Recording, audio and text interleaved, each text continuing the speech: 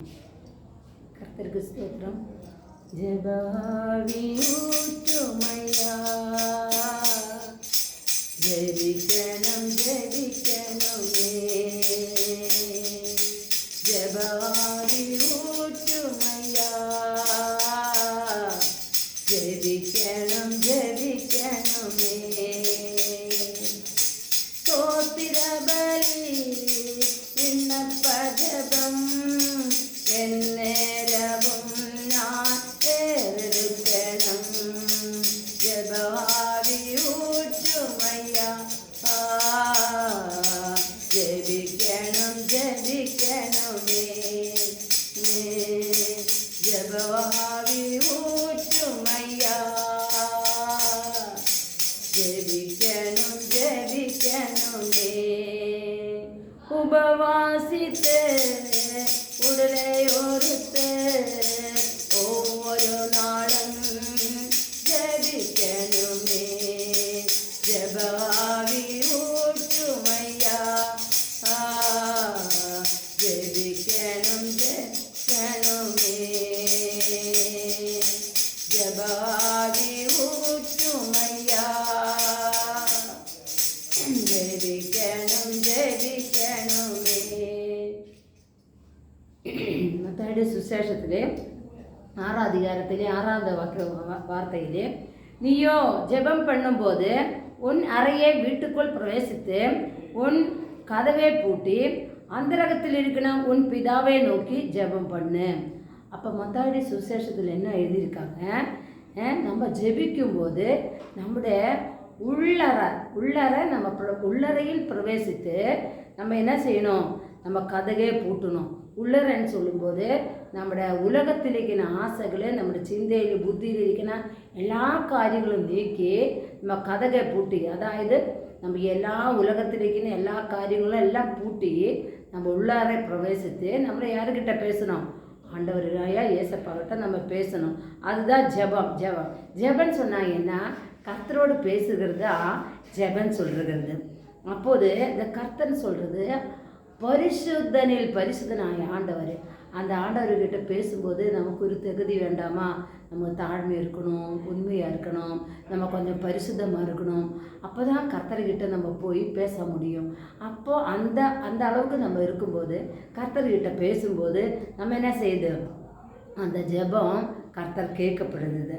அப்போது ஹிருதய அந்தரங்கத்தில் நம்ம ஜெபிக்கணும். எப்படி ஜெபிக்கணும், மேல்நோட்டமாக நம்ம ஜெபிக்கக்கூடாது.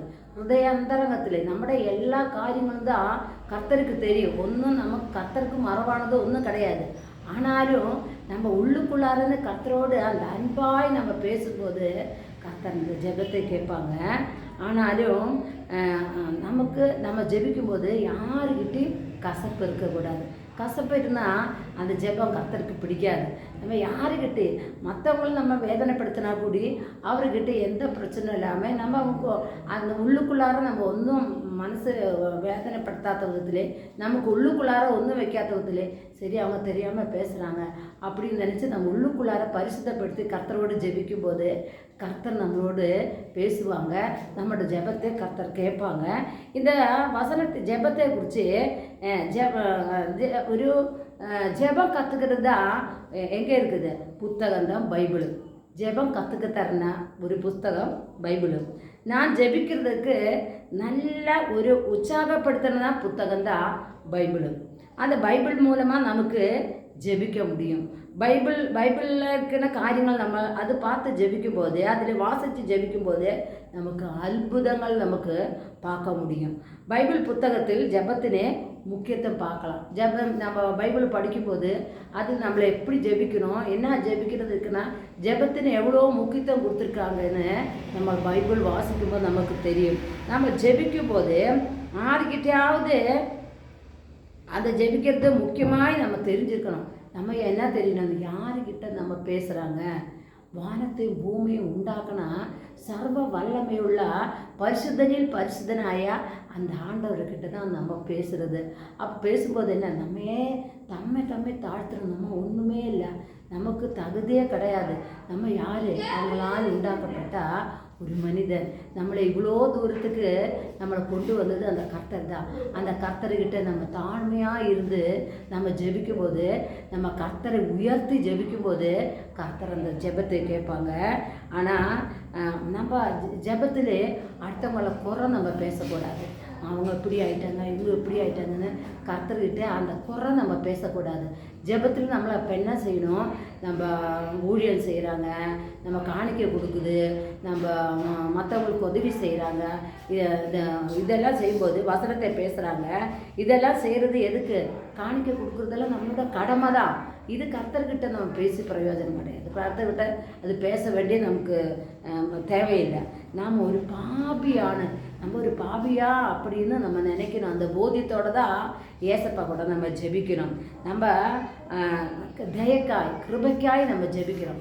கர்த்தருடைய கிருபைக்காக நம்ம ஜெபிச்சுட்டு இருக்கணும். அப்போ ஸ்தோத்திரத்தோடு நம்மளை ஜெப விண்ணப்பங்களெல்லாம் ஸ்தோத்திரத்தோடு கர்த்தர்கிட்ட நம்ம கொடுக்கணும். அதுதான் வசனம் சொல்கிறாங்க. ஸ்தோத்திரத்தோடு ஜெபிக்கணும் நம்ம சொல்கிறாங்க. அது மற்றவருக்காய் ஜெபிக்கணும். நம்ம போராடி ஜெபிக்கணும். மற்றவங்களுக்கு எப்படி ஜெபிக்கணும்? நம்ம முன்னாடி எப்போவுமே ஜெபிக்கிறவங்கள அடுத்து சத்துரு எப்போவுமே நிற்பாங்க. அந்த ஜெபிக்கிறவங்கள பார்த்தா சத்துருக்கு அவ்வளோ பயம். அப்போ அந்த சத்துரு எப்போவுமே நம்ம கூட நிற்பாங்க.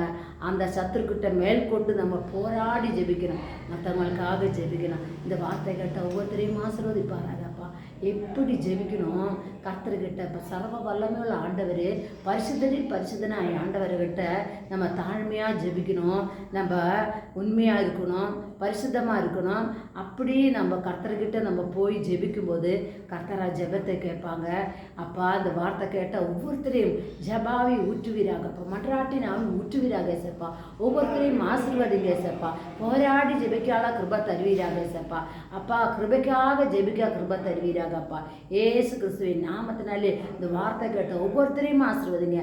ஜெபிக்கிறவங்களாயிருக்க கிருபை தருவீராகப்பா. ஆவியானவரே இவங்களை ஆளுகை செய்வீராக ஏசப்பா. ஜீவ புஸ்தகத்தில் பெயர் எழுத கிருபை தருவீராக ஏசப்பா. ஜெபத்தை கேட்ட கிருபைக்காய் நன்றி.